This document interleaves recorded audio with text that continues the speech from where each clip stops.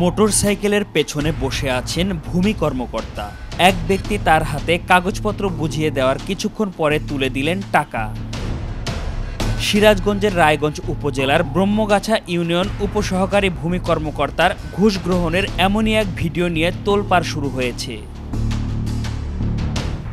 বৃহস্পতিবার রাতে উপসহকারী ভূমি কর্মকর্তা রতন আলীর ওই ভিডিও সামাজিক যোগাযোগ মাধ্যমে ব্যাপকভাবে ভাইরাল হয়।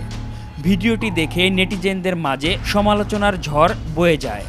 অনেকেই দাবি করেন ভূমি অফিসগুলোতে এভাবেই ঘুষ গ্রহণ করা হচ্ছে। তবে ঘুষ গ্রহণের বিষয়টি অস্বীকার করে উপসহকারী ভূমি কর্মকর্তা রতন আলী বলেন, একটি চক্র আমার কাছে চাঁদা দাবি করেছিল।